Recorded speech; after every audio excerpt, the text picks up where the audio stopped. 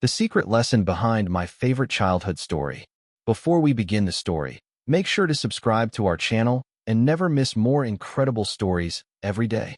The key was taped inside my favorite childhood storybook, like somebody had been waiting for my hands to finally shake. I was 31 and, on paper, boring. A children's librarian in Ashford, Indiana, the kind who put on silly voices and kept emergency snacks in the desk drawer. My biggest drama was usually parents arguing about screen time. But that afternoon in my childhood attic, dust on my tongue, I realized I was holding evidence. Thin, ordinary evidence, the kind that could break a family apart. The book was called The Lantern in the Ash Trees. Its cover had a watercolor fox in a red scarf, standing under gray, leafless trees, holding a small brass lantern. A river curled behind him in the exact shape of a question mark. The corners were softened from 1,000 bedtimes. The spine still cracked open on the same page, like it had a memory. I only went up there because we were clearing the house after my grandma's funeral. Mom, Diane, kept insisting she was fine, which was her favorite lie. Aunt Celeste floated through rooms like perfume, directing grief the way she directed everything. Don't open the sealed boxes, Mom had warned. Too fast. Just stack them. I opened one anyway, because the box was labeled in my own third-grade handwriting. Nora, stories. And there it was, my fox, my lantern, my comfort. When I flipped the cover, a strip of yellowing tape resisted, then gave, and the key dropped into my palm with a dry little click. For a second I thought it was a prank. Then I noticed the tape was older than I was, and someone had written on it in block letters, "For when you can't sleep anymore." My stomach tightened in a way it never did at work, even when a kid threw up on the carpet. I pictured Mom begging me to stop, the way she begged me to not ask about Dad when I was 10. I pictured Celeste's smile, the one that always arrived before her rules.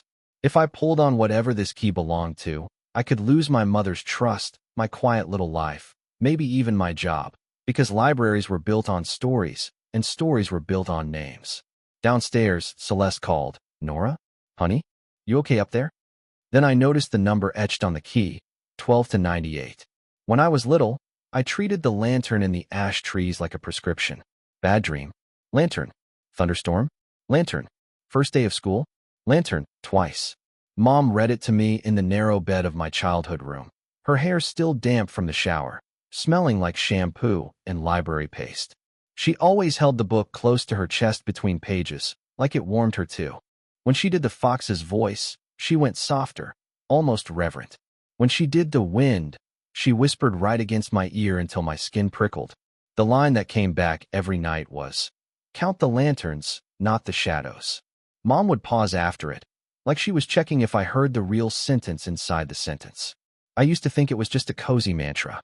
Now, in the attic, it sat in my mouth like a dare. As a kid, I loved how specific the story was. The fox didn't wander in a generic forest.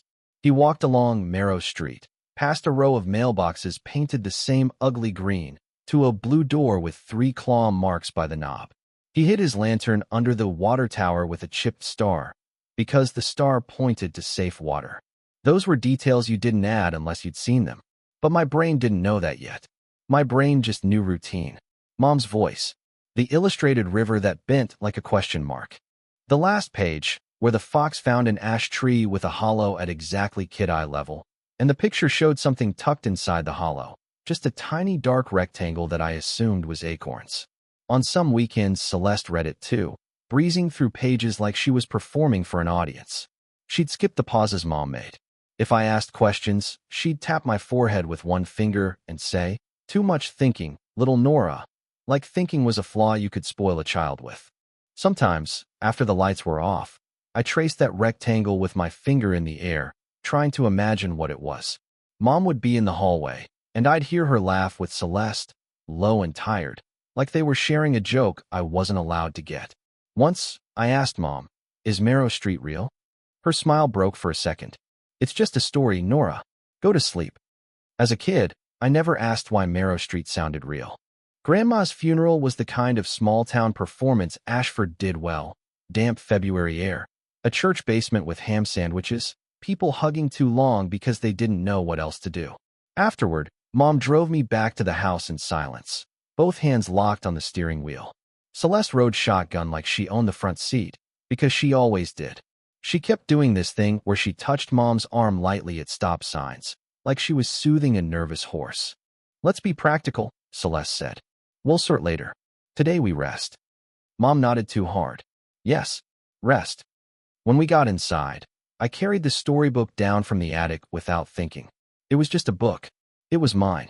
I set it on the kitchen table next to a stack of condolence cards and the casserole dish someone had forgotten to take home. Celeste's eyes went straight to it. Not like she recognized it, like she recognized what it contained. "Oh," she said, bright. "That old thing. Nora, sweetie, why don't you put that away with the childhood stuff?" "It is childhood stuff," I said, trying to keep it light. "I might take it back to my apartment. My kids at the library would love it." Mom's chair scraped. "No." The word hit the room wrong, like a glass dropped on tile. Mom's face flushed, then drained. I stared. "No." Mom swallowed. "I mean, maybe not. It's fragile." Celeste laughed softly, covering it with charm. "Diane worries. It's sentimental. You know how she gets." I didn't know how she got. When anything sniffed at the past, Mom got tight and busy and allergic. She reorganized drawers. She baked. She called it coping. She called my questions digging. I opened the cover anyway, right there on the table, to show them I wasn't doing anything dramatic. The inside flap still had the library checkout pocket, the kind that held a little card. Except the pocket was empty now, and the paper around it was darker, like it had been handled 1,000 times. Mom's fingers gripped the edge of the table. "Nora," she said, pleading, not scolding. "Please, don't." Celeste's voice stayed sweet. "Listen to your mother. You're grieving. This isn't the time to." "To what?" I asked. "Read a book." Celeste's smile tightened when she saw the book in my hands. I took the book home that night because I was stubborn and because Mom's panic clung to me like smoke. In my apartment, with its thrift store couch and the hum of my refrigerator, I felt ridiculous. A storybook couldn't be a threat. A key couldn't be a warning. Still, I locked my door. I set the lantern in the ash trees on my coffee table like it was a fragile animal. The tape note, "For when you can't sleep anymore," stared back at me. I tried the key on my own front door out of spite. It didn't fit. Then I did what I did for a living. I read. The dedication page had always been there, but I'd never really looked. In faded blue ink it said, "For Nora, so you always find the safe water." Under that, smaller, in pencil, "Count the lanterns." A tiny lantern symbol sat beside the sentence, drawn so neatly it looked printed. I flipped through and found more lanterns in the margins. Not on every page. On specific pages. Sometimes one. Sometimes three. Next to random words. Mailboxes, chipped, hollow, blue, star. Whoever drew them had also dog-eared corners. Old, soft folds. Not the accidental kind. I heard Ben's voice in my head. Ben, the podcaster guy who came to the library sometimes and geeked out over old maps, saying, "Patterns don't happen by accident." So I made it a game. I wrote down the marked words in order. I wrote down how many lanterns sat beside them. Page 4, Marrow, 1 lantern. Page 9, Street, 1 lantern. Page 12, 14, 1 lantern. Page 16, 1 lantern. On the last page, 3 lanterns crowded beside blue door. My throat went dry. I turned the page back and forth, hoping I'd misread, but the ink didn't change. In the back cover pocket, under where the old library card should have been, I found a thin rectangle of paper glued flat. I had to use the edge of my nail to lift it. It was a checkout slip, stamped in purple. Ashford Public Library, due December 17, 1998. Under the stamp, a signature looped in cursive I recognized from birthday cards. Celeste. I sat there with my phone light trembling over the page, realizing the book had been talking to me in code my whole life. The highlighted words formed an address I drove past every day. The next morning, I called Mom from the library supply closet because it was the only place quiet enough to hear her breathe. "Hey," I said, trying for casual. "Do you remember Marrow Street?" Silence. Then, too bright. "Of course. It's a street. There are lots of streets." "I found something in the book," I said. "Lantern marks." It spelled out. "Don't," Mom cut in. Her voice did the same break it did when she watched sad commercials. "Nora, please don't do this at work." My pulse thudded against my throat. "Why?" "It's just, Mom, The book has Celeste's checkout stamp. December 1998. And the key? The key is nothing, she said, faster now. People tape things in books. You were always hiding pennies and stickers. It's probably. Celeste's signature is on the slip, I insisted. And the address is real. 1416 Marrow Street. I heard a soft sound, like she'd pressed her hand over the mouthpiece. Then she whispered, so low it felt like she was talking to herself. Not that. What happened there? I asked. Nothing happened, she said, and the lie came out practiced. Nora, you're tired. Grief makes you obsessive. I swallowed. I'm asking why my bedtime story has an address coded into it. At noon, as I was shelving picture books, my phone buzzed with a text from an unknown number. Hi, honey. This is Celeste. Your mom told me you found the book. Let's talk. I didn't answer. 10 minutes later, Celeste walked into the children's wing like she owned the air. She wore a camel coat and that warm public smile she saved for church and teachers. Oh, Nora, she cooed. Diane's been so worried. I'm fine, I said. I'm curious. Celeste leaned closer, perfume and peppermint gum. Curiosity is sweet. But some things are heavy. Why don't you bring the book to me? I'll keep it safe. Old paper can disappear. My stomach tightened. Disappear? She blinked slowly. Accidents happen. When I called Mom back after closing, her voice sounded smaller than it should have at 55. If you love me, she whispered, you'll drop this tonight. I didn't drop it. I just stopped talking about it where my mother's fear could reach me. That night, I took photos of every lantern mark with my phone and uploaded them to a folder labeled recipes. I scanned the checkout slip at the library copier. I traced the key on a sticky note and wrote the etched numbers under it, 12 to 98. On my lunch break the next day, I cornered Ben in the local history room. He was 34, beard always a little too earnest, the kind of guy who got excited about plat maps and tax records. He ran a small podcast about Ashford history, train wrecks, haunted mills, forgotten scandals. Okay, I said, lowering my voice like the microfilm cabinets could gossip. Hypothetically, if someone wanted to look up an address connected to a 1998 incident, where would they start? Ben's eyes flicked to my hands. I realized I'd been squeezing the storybook so hard my knuckles were white. First, he said, we don't say incident like it's a ghost. Second, we use the index. He pulled a heavy binder off the shelf. Ashford Gazette, 1990s. What's the address? 1416 Marrow Street, I said. He whistled, soft. That's Old Oak Row. Didn't they tear half that block down? He slid open a drawer and yanked out a yellowed card. The Gazette kept a clipping file, alphabetized by topic, a system that survived because nobody ever updated it. Ben ran his finger down the page, then froze. Marrow Street, here, he said. He fed a reel into the microfilm reader like he'd done it 1,000 times. The screen glowed blue. Grainy headlines marched past. Bake sales, city council fights, little league photos. Then Ben stopped, adjusted the focus, and printed the frame.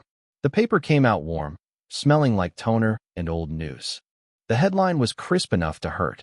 Fire guts Oak Road duplex, teen unaccounted for. Beneath it, a black and white photo showed a familiar water tower in the background, a chipped star on the side. Ben read aloud, slower with each line. October 4th, 1998. Address, 1416 Marrow Street. Missing, local teen, 16. My stomach dropped through my chair. That's in my book. Ben slid the microfilm printout toward me and went pale. Ben and I drove to Oak Row after the library closed, both of us pretending this was normal adult behavior. The neighborhood had been half demolished and half gentrified, like the town couldn't decide what it wanted to remember. New duplexes sat beside empty lots fenced with orange plastic. 1416 would have been. Ben squinted at his phone. Right about here. There's no house, I said, staring at the patch of frozen mud and weeds. It felt wrong, like a tooth pulled and the tongue still searching.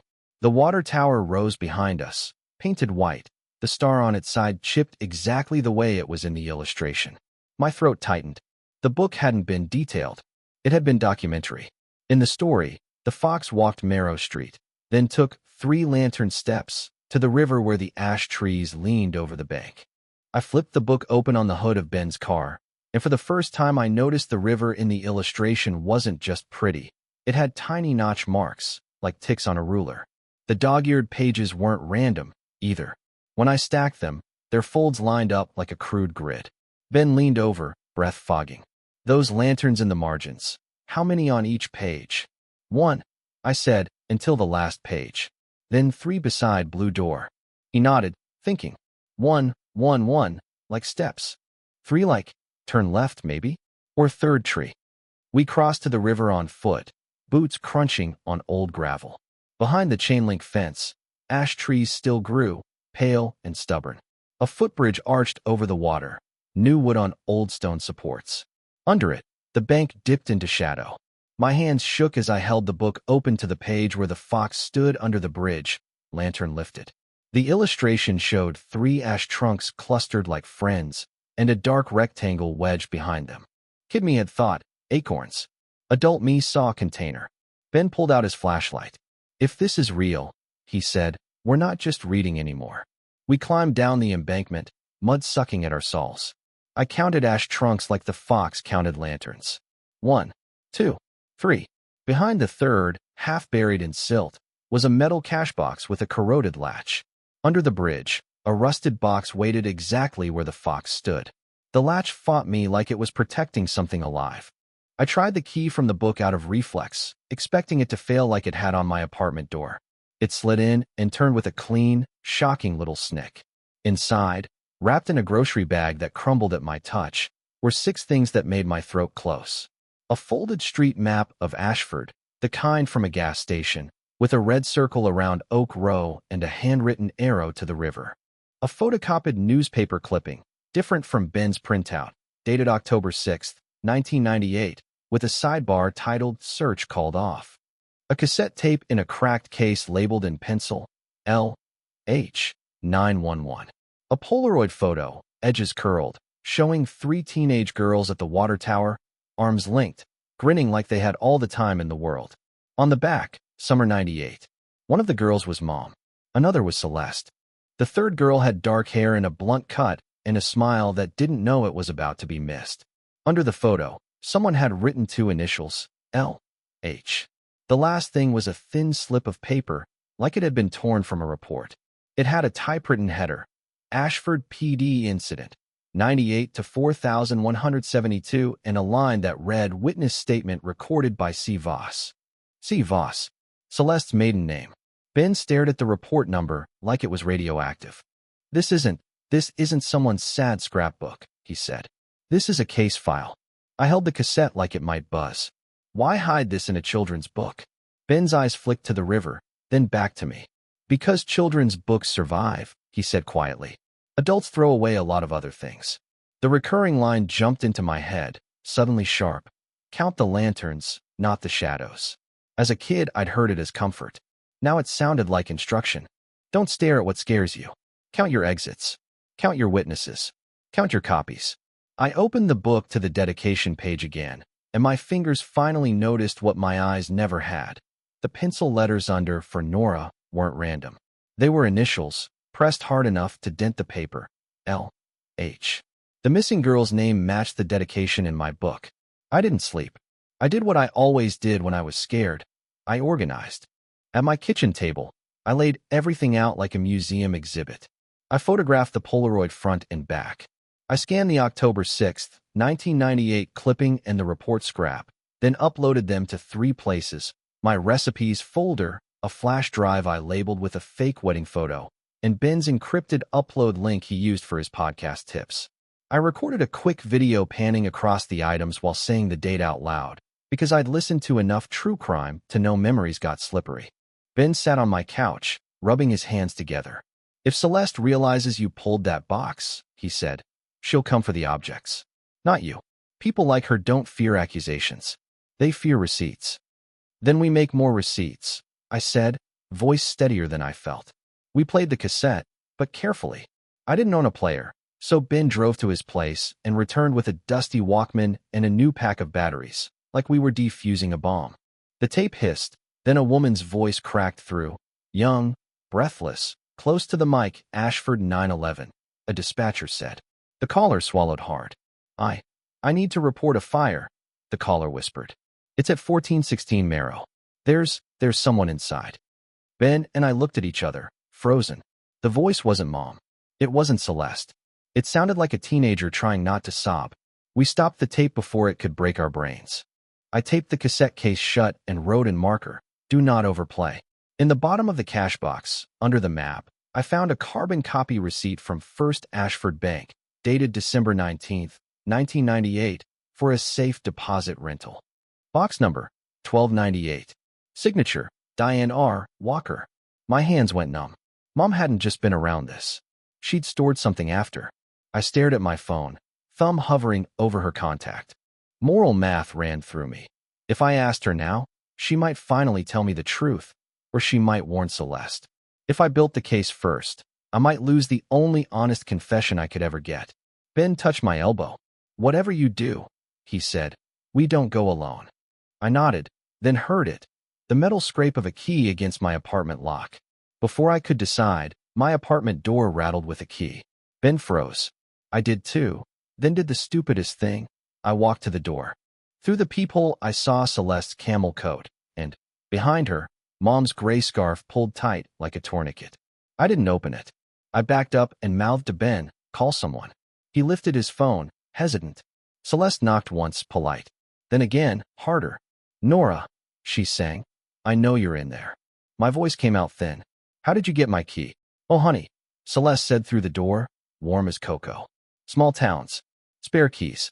You left yours with Diane when you went on that college trip, remember? We were just being helpful." Mom's voice slid under hers, raw. "Nora, please. Just talk to us." I opened the door because my mother sounded like she was drowning. Celeste stepped in first, eyes scanning my living room like she was assessing a listing. Mom followed, hands clenched, gaze fixed on the coffee table where the storybook sat with the key on top of it. Her face collapsed when she saw the cash box items spread out. "Oh God," Mom whispered. Celeste clicked her tongue. "So it's true. You went digging." "I went reading," I snapped. "This is in my book. Your signature is in it." Celeste's smile stayed in place, but her eyes went cold. "You have a job with children, Nora. You understand safeguarding, yes? Rumors can make institutions nervous. Accusations. Unstable librarian hoards crime evidence. It's not a good look." Ben appeared in my doorway, trying to look casual and failing. "Hi," he said. "I'm here." Celeste looked him up and down. "And you are?" "Ben," he said. "Public records nerd."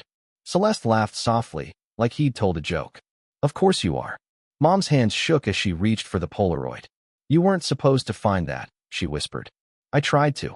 "To what?" I demanded. "Protect me? Protect her?" Mom flinched at her. Celeste turned to Mom, voice suddenly sharp. "Diane, enough. Tell your daughter to stop." Mom's eyes filled. "Nora, I can't lose you," she said, and it was the first honest thing she'd said in days.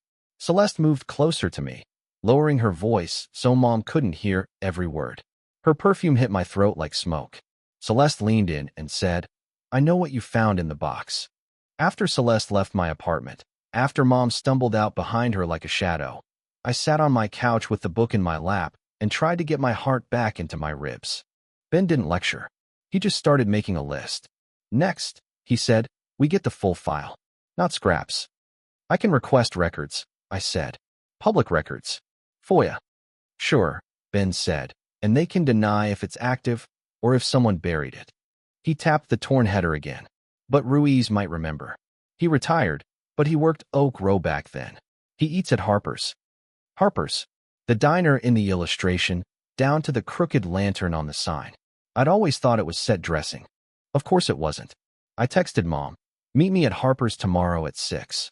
Please come alone." Then I added, because fear made me ugly, "If you don't, I'm going to the police without you." She replied, "Okay." The next day I brought the book, the Polaroid, the microfilm printout, the report scrap, and the cassette in a padded camera bag. Ben brought printed copies of my scans and his calm. Harper's smelled like coffee and fryer oil and decades of overheard confessions. Mom sat in a booth with her hands wrapped around a mug she hadn't sipped.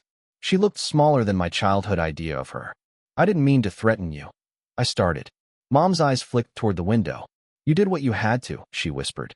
The bell over the door jingled, and a man with a heavy walk came in. Late 40s, salt and pepper hair, eyes that scanned like they'd been trained to. Ben lifted a hand. "Detective Ruiz?" Ben asked. The man nodded once. Retired, he corrected, then slid into the booth across from us. Ben said you had something specific. I placed the torn report header on the table. Ruiz's gaze locked on the number. Then I slid the Polaroid toward him. Then the microfilm printout. He still didn't touch anything, like the table might burn him. Mom's knee bounced under the booth. I can explain, she said, voice thin. Ruiz held up a hand. In order, he said, and with proof. Ben looked at me, and I nodded. My fingers closed around the cassette case like it was a heartbeat. Ruiz listened once, then asked for the cassette I'd mentioned. Ruiz asked one question before he touched anything. Who copied that tape? Mom's shoulders folded. I did, she said. I shouldn't have, but I did. Ben leaned in. How did you even? In '98, I worked nights at the comms center, Mom whispered. Part-time. While I was pregnant. I answered phones. The bedtime book had been comforting because it was built from a night my mother never escaped.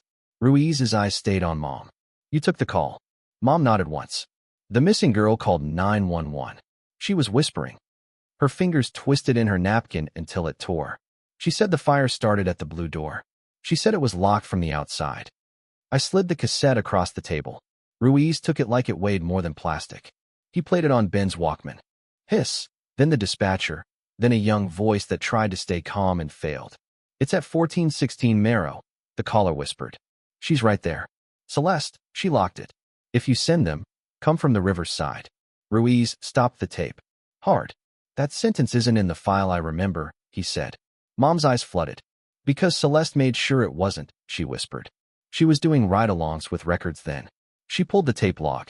She wrote the witness statement and made herself the only one. Mom swallowed. She told me if I talked, she'd say I let her die on the phone. She said she'd make me the story, so I hid what I could. In my book, I said, voice thin. Mom nodded. I wrote the lantern marks so you'd find the river box. I rented the deposit box so the paper trail couldn't vanish. I needed you to have a way out if I couldn't protect you. The bell over the door jingled. Celeste slid into our booth like she'd been summoned by the word protect. There you are, she said, smiling too wide. All of you, stirring up ghosts. Ruiz didn't smile back. He set the torn report header on the table and read it like a verdict. Incident 98 to 4172. Witness statement recorded by C. Voss. Celeste's laugh came out brittle. I was helping, she snapped. I was a teenager. Everyone used me. Diane's the one who heard the call and did nothing. Mom made a small, broken sound. When Ruiz read the report number aloud, Celeste finally stopped breathing. Ruiz didn't promise justice like a movie cop. He promised process, which was scarier. He took photos of the report scrap, the deposit box receipt, and the Polaroid with his own phone, then asked Ben to email the scans to an address that ended in Gov. He told Mom flatly. If you're lying, stop now. Mom didn't. 2 days later, Ruiz called me from a block number. Missing persons never close, he said. But this one got treated like it did. I'm reopening the review. Internal first. Then the prosecutor. The word prosecutor turned my stomach. I thought I wanted it. I did. I also wanted to crawl back into the part of my life where my worst fear was overdue fines. Ben did what he was good at. He filed record requests and pulled what was public without naming me. He showed me an archive Gazette follow-up from November 2nd, 1998 that mentioned no charges expected and quoted an unnamed family source insisting the girl had run off. The phrasing matched Celeste's voice so perfectly I could hear it. Ruiz asked for the deposit box. Mom went with him because her signature was on the receipt. She didn't let me come. I don't want you seeing what I should have seen, she said, and it cut both ways. Celeste became a hurricane with lipstick. She called my library director to express concern. She dropped by the children's wing and hugged me in front of patrons like we were close. She posted a vague Facebook status about false narratives and people weaponizing tragedy. Ashford did what it always did. It picked sides and whispers. A parent asked me at story time, half joking, "So you're famous now?" And I smiled like my teeth weren't rattling. At night, I jumped at every car door outside my apartment. I started checking my locks twice. I kept the book under my pillow like I was 8 again. Humiliating, and also the only thing that worked. Then Ben texted me a screenshot of a county docket entry. State versus Celeste Voss. Obstruction/false statement. Review pending. I stared until the letters blurred. Justice wasn't a lightning bolt. It was paperwork. It was people finally being forced to say things out loud. That night, Mom left a voicemail that lasted 3 minutes of sobbing. Mom's voicemail didn't end with words. It ended with a sound. Air sucked in too fast, like she'd been holding her breath for 27 years and finally forgot how. I called her back anyway, because being angry didn't erase being her daughter. "I'm sorry," she said the second she answered. "Not sorry I found out. Sorry she'd made me carry it this way. I can't fix what happened," I said, voice tight. "But I need you to stop choosing silence over me." "I know," she whispered. "I'm trying." Trying looked unglamorous. It looked like Mom showing up at my apartment with groceries and no Celeste. It looked like her handing me copies Ruiz gave her. Photocopies stamped review reopened, and not flinching when I read them. It looked like her letting me see her shaking hands without filling the space with excuses. In therapy, I learned a phrase I hated at first: protective behavior that became harmful. Mom's secrecy had been a shield. Over time it became a wall, and I'd grown up tapping on it, thinking the hollow sound was normal.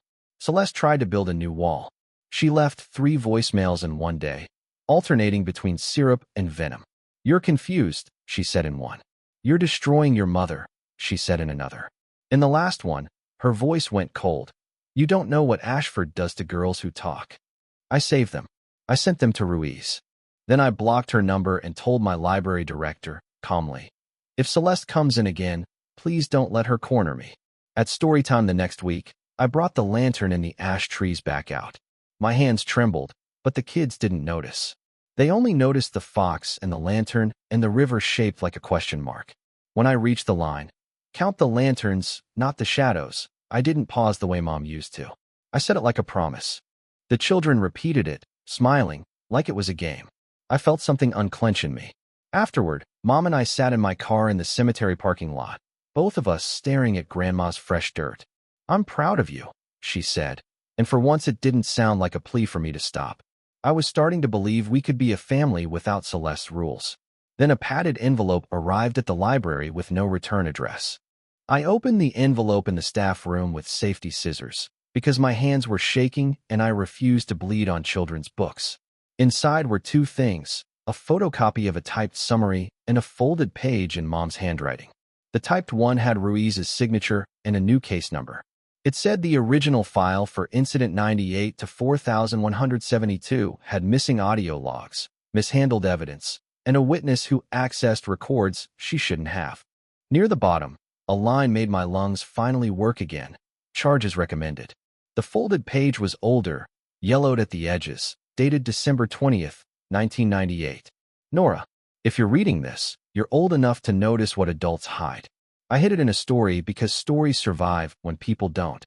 Celeste will tell you peace matters more than truth. Here's the rule I want you to live by instead. Count the lanterns, not the shadows. Lanterns are proof. Lanterns are people who won't twist your words. Lanterns are copies, backups, stamps, dates. When someone tells you to stay quiet, don't argue in the dark. Make a record in the light. Safe water is real. Go there. I sat on the tile floor and laughed once. Ugly, because it was the first time that line felt like mine. A month later, Celeste took a plea on the obstruction charge. No fireworks, just her name read into the record and her county job quietly gone. Ruiz kept pushing. The case stayed open, and for the first time it felt like a search instead of a shrug. Mom and I got honest, slow and imperfect. I kept the book, but I stopped treating it like a spell. I donated the scans and my documentation log to the library archives, because evidence deserved a home bigger than my fear. If your family calls your questions digging, remember the practical rule. Make copies before you make accusations. Tell one safe person outside the family. Put your truth somewhere it can't be edited by someone else.